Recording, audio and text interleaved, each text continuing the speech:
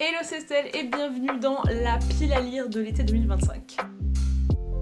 Je ne fais pas souvent de piles à lire, je dois vous avouer, parce qu'en fait je ne les tiens jamais. Mais là pour cet été, il y a vraiment plein de trucs que je veux lire. C'est urgent pour certains. Donc je vais me forcer à faire cette palle et je vais me forcer à respecter cette palle. Donc si jamais à la fin de l'été j'ai pas lu tout ça, vous avez le droit de me taper et de me hurler dessus dans les commentaires. Il y a surtout 2-3 thèmes que j'aime bien pour l'été. De 1, la romance, forcément il y en aura plein. De 2, toutes mes copines se sont concertées pour sortir leurs livres ensemble cet été. Donc pareil, le deuxième thème ce sera le livre des copines. Et enfin après il y a les petits extérieurs. On va commencer par la romance les amis, puisque ce sera intitulé du prochain vlog de lecture, le vlog de juin. Si jamais ma romance préférée de 2025 n'est pas dans cette palle, c'est qu'il y a un énorme problème, puisque toutes mes autrices préférées de romance sortent un livre. Premièrement le 20 mai on a The Love Haters de Catherine Center qui est sorti. J'ai déjà un petit peu peur parce que les premiers retours sont pas hyper élogieux. L'année dernière j'avais adoré The Rom-Comers et celui-là c'est un petit peu le tome compagnon où on suit en fait l'histoire d'une meuf qui s'est fait larguer par un mec qui est super connu, je sais pas si c'est un chanteur ou un acteur ou un truc comme ça, et elle a vachement du mal à se remettre dans la vie, notamment à se remettre dans la vie sentimentale, et elle va croiser un mec qui est un peu devenu viral parce qu'il a sauvé le chien de Jennifer Aniston. Ce pitch est un peu what the fuck et je sais pas pourquoi mais elle va se retrouver mêlée à lui. Je sais pas trop à quoi m'attendre, je vous avoue. The Rom-Comers c'était hyper rom-com, hyper drôle tout en étant très romance en fait, très cucu on peut dire, mais moi c'est des scènes que j'adore, des scènes hyper emblématiques de tropes de romance. Et là je sais pas du tout en fait dans quoi on s'embarque. Je monte pas non plus trop ma hype parce que l'avant-dernier livre de Catherine Center c'était pas du tout ça, The Bodyguard, donc je reste assez neutre et j'espère avoir une bonne surprise, voilà. Parce que Say you'll remember me, na na na na na, staring at the sunset babe de Abby Jiménez. Abby Jiménez elle commence à dominer, elle commence à être très connue et c'est très cool parce que j'aime bien ses romances, même si toutes ses romances sont cool, mais pour le moment il n'y en a aucune qui est vraiment allée gratter le coup de cœur, à part peut-être Part of Your World qui est mon préféré de elle. L'année dernière elle nous a fait Just for the Summer qui a extrêmement bien marché. J'avais trouvé ça cool mais j'avais pas non plus été transcendée, et celui-là encore une fois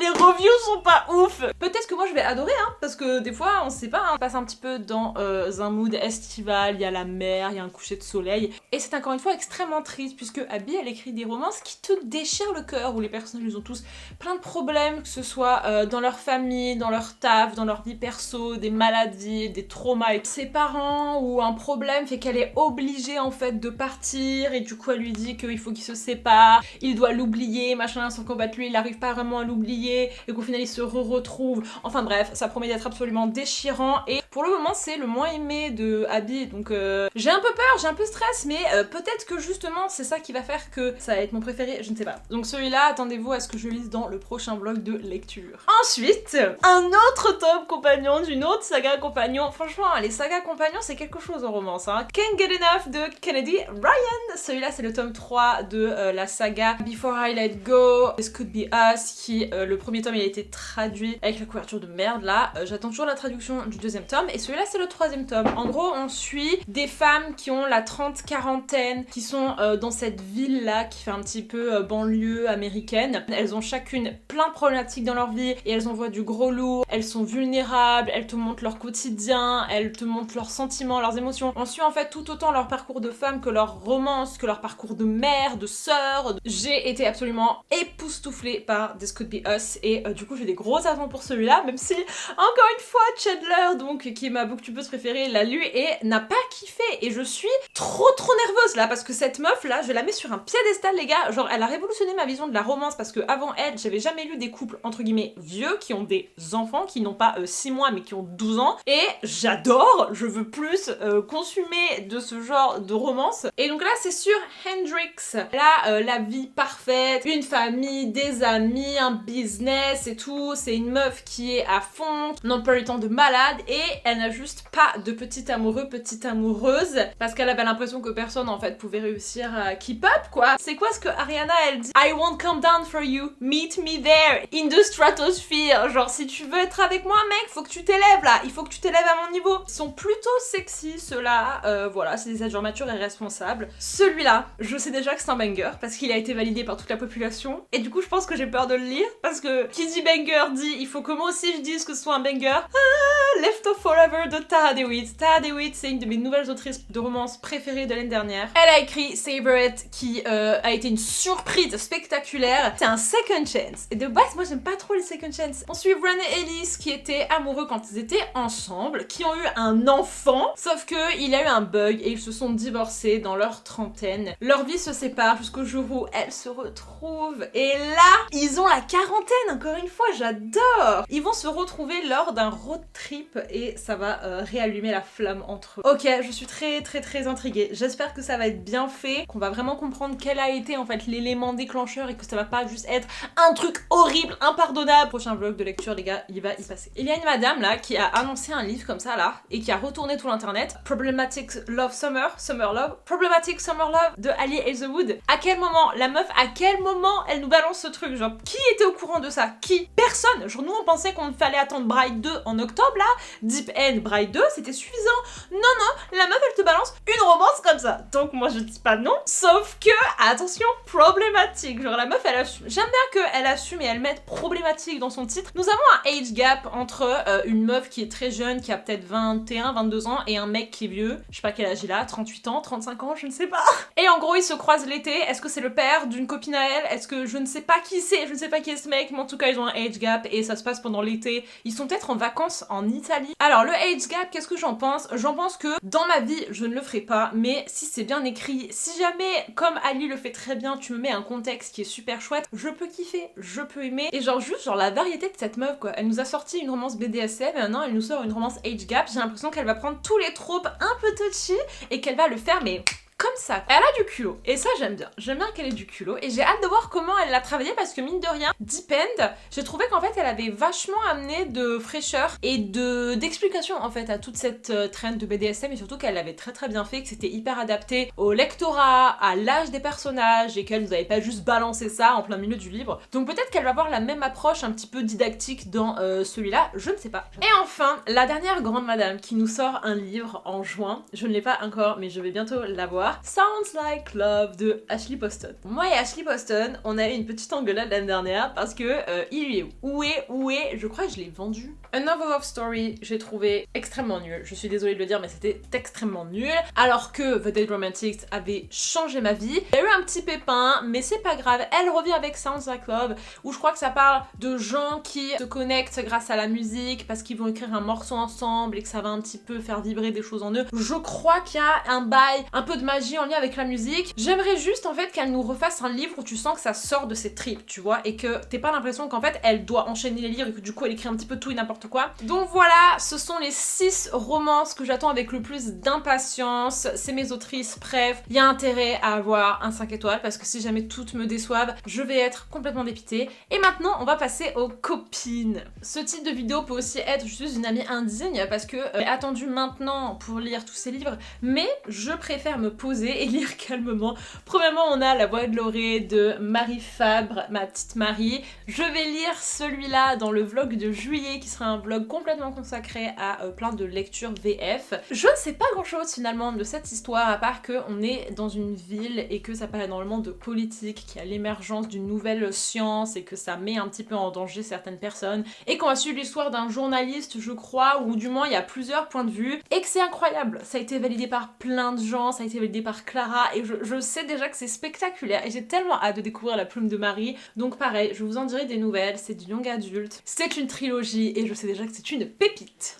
Ensuite, il faut absolument que je lise La Mémoire des eaux de Margot Loten. Ce livre est massif, il est très lourd. On est dans une fantaisie et on va suivre l'histoire d'Azaela qui veut découvrir les secrets de l'assassinat de son père, il me semble, et du coup elle va faire appel à des conteurs d'os. C'est tout simplement des gens qui, en touchant les os de quelqu'un, peuvent en fait accéder aux souvenirs de la personne qui est décédée. J'adore ce principe. Donc je suppose qu'on est un petit peu dans une enquête, dans une histoire de revanche avec un personnage féminin qui paraît assez fort et assez déterminé. Ensuite, je ne vous la présente pas. Le tourbillon des possibles de Clara Hero. Obviously. Clara est l'autrice la plus prometteuse de notre génération, a dit Audrey, et je trouve que c'est très très vrai. Et je dis pas ça parce que c'est ma copine, je dis ça parce que je trouve ces livres bien. Je suis arrivée à un stade où quand je lis un livre de Clara, je me détache en fait, genre je lis le livre, tu vois, je suis pas en train de me dire oh je lis le livre de Clara, tu vois, je suis immergée en fait dans le livre en lui-même. Et dans celui-là, on suit l'histoire de Léonie qui arrive en fait au début de ses années d'adulte et c'est la galère, elle trouve pas de taf, elle sait pas trop ce qu'elle veut faire, son environnement change, bref, elle se pose un milliard de questions. Et je n'ai pas eu cette période de flottement puisque la vie de fonctionnaire m'a tiré directement vers mon poste,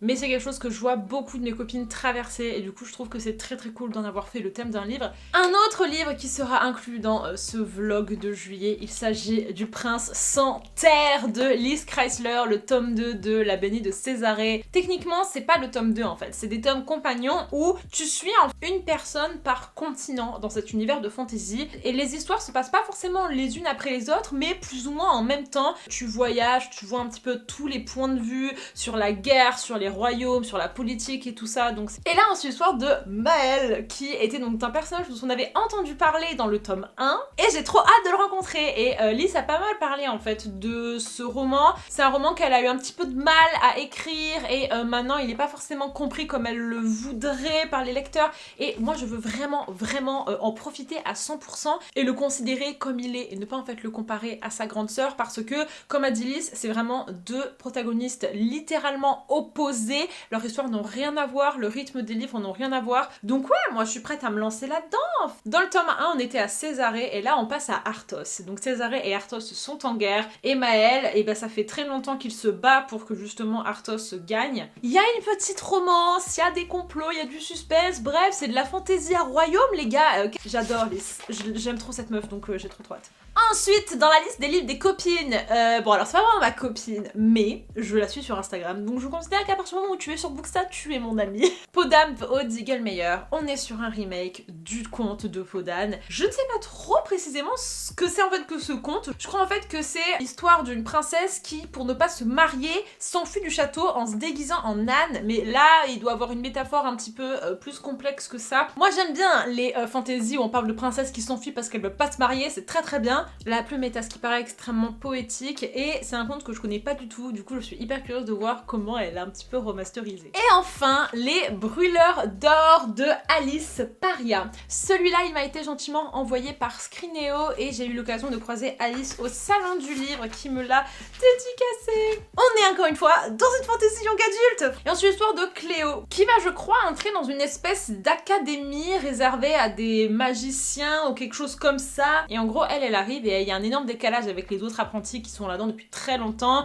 Elle a pas le niveau. Elle va rencontrer plein de gens, il va avoir plein de secrets qui vont être révélés, suspense et tout. Et j'ai pas besoin de savoir quoi que ce soit de plus. On est dans une école, on fait de la magie, on est dans de la fantasy young adulte. Ça m'intrigue énormément. Elle m'a dit qu'il y avait pas énormément de romance, mais qu'est-ce qu'on s'en fout? Je trouve la couverture magnifique et Alice était absolument adorable. Donc j'ai très hâte de me lancer là-dedans. Je viens de me rendre compte que j'ai oublié, genre, un big livre, La Lagune de Ludmilla. Genre, putain, je rentre que La Lagune, les gars, sur le 19 juin. Et ça va être un banger international. On suit 3 personnages. C'est l'été, ils vont à la plage, ils vont dans des cafés. Et en fait, ça va être sur le trouble. Ça va être sur la vision du couple, la vision de la sexualité, la vision de tellement de choses. Bref, je suis tellement hypée. Et enfin, ce n'est pas le livre d'une copine, mais c'est un livre français que Audrey avait adoré l'année dernière sur sa chaîne. Du coup, je me suis dit que j'allais me le procurer. Il s'agit de Love Never Fails de Mélissa Belvigne. Ce livre parle d'une romance toxique entre une jeune femme et un joueur de, je sais pas, c'est un guitariste ou un chanteur d'un groupe. Et je crois que ce livre va être le pansement contre Tainted Heart, parce que je crois que ça c'est la version beaucoup plus saine, parce qu'en gros, on termine pas avec le guitariste complètement taré, mais qu'il y a quelqu'un qui la sort de cette relation. Et à ce qui paraît, la psychologie est vachement bien faite. On explore vachement ce que c'est en fait que l'emprise, le fait d'idéaliser quelqu'un, Et du coup on a le point de vue de ce troisième personnage qui de l'extérieur en fait voit son ami ou se faire complètement happer et qui va réussir en fait à la libérer de ça. Ensuite j'ai 3 trucs que j'espère pouvoir y arriver, mais franchement je me mets pas la pression. Ces deux-là m'ont été gentiment envoyés. Donc on a Paris Hollywood de Cécile Muri de Flammarion et Sœur d'un été de Albin Michel Stories de Judy Blume. En gros on parle de 2 meilleures amies qui partent ensemble l'été de leurs 12 à leurs 17 ans en vacances. Sauf que gros problème, l'une finit par en fait se marier avec le mec dont l'autre était amoureuse, du coup énorme drama. Et celui-là, je crois qu'on suit l'histoire d'une journaliste qui va interviewer une star qu'elle adore. Le début ressemble au début de 50 Shades. Elle l'interviewe et le mec est hyper charismatique, hyper beau et du coup elle fait n'importe quoi pendant son interview. Et sauf que le mec il trouve ça hyper attendrissant. Ok, on a un mélange entre Coup de foudre à Notting Hill et 50 Shades of Grey, sauf que ça s'appelle Paris Hollywood. C'est une comédie romantique les gars et c'est Flammarion, donc je suis très intriguée de voir ce que la France a à nous proposer. Et j'ai récupéré QQ au Festival de Livres Paris de Camille Emmanuel. Ce livre-là, tout le monde m'en a parlé quand j'ai commencé à dire que j'avais un peu du mal avec la romance française, que je voulais essayer un petit peu de trouver des livres qui me plaisent. C'est l'histoire d'une autrice de romance new adulte qui écrit en fait typiquement des personnages masculins hyper clichés,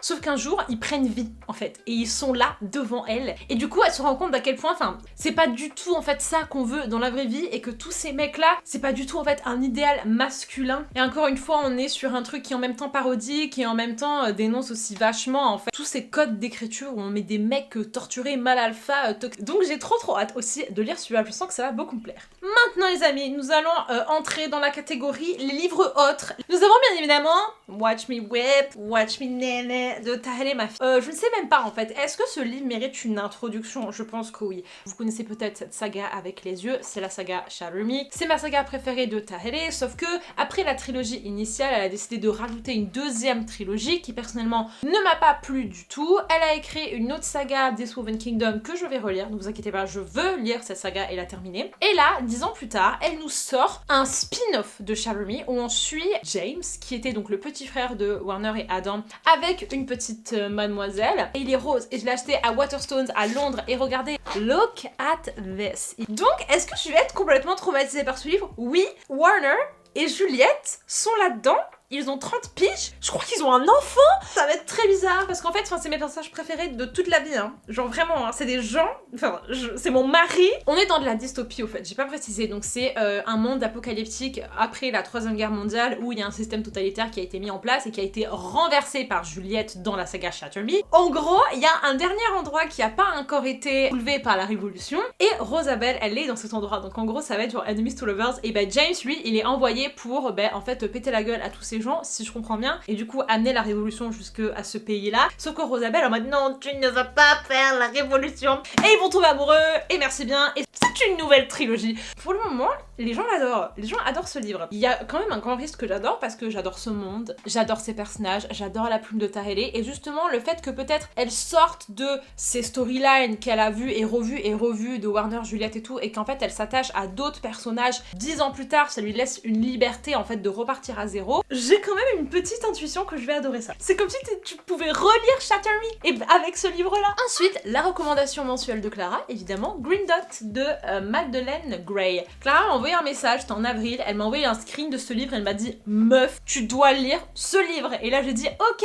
Je l'ai acheté sans hésitation. On suit l'histoire d'une dame qui tombe follement amoureuse d'un collègue de travail qui est un homme marié. Et d'ailleurs ce livre est traduit, ce livre est traduit en Mon homme marié. Et en fait elle sait qu'il est marié mais elle n'arrive pas à lâcher avec cette obsession. Elle est obsesse de lui et genre je crois qu'elle fait des trucs hyper craignos. T'alternes entre exploser de rire et pleurer et ça a l'air d'être extrêmement différent de ce que j'ai l'habitude de lire. C'est de la fiction adulte donc je suis hyper enthousiaste. Et enfin j'ai récupéré un audiobook pour ces prochains mois. J'aime bien avoir toujours un petit audiobook parce que quand je fais des travaux, quand je suis dans la voiture et tout, c'est quand même sympa. J'ai pris Air de Sabaa Tahir. Je ne sais pas de quoi ça parle, je sais juste que Sabaa Tahir je l'aime énormément. énormément et je sais que ce livre il a aussi énormément plu. On est dans de la fantasy adulte. Donc les amis, on est quand même sur, je pense, une bonne quinzaine de livres. Je veux vraiment arriver à lire comme ça. Je crois qu'il y a un petit challenge de lecture qui se prépare sur le compte de Books Academy pour cet été.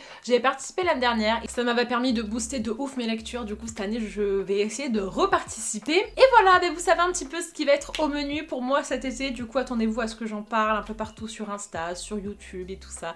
N'hésitez pas à me dire si jamais vous en avez déjà lu quelques-uns et ce que vous en avez pensé. Et je vous fais des gros bisous et je vous dis à plus tard.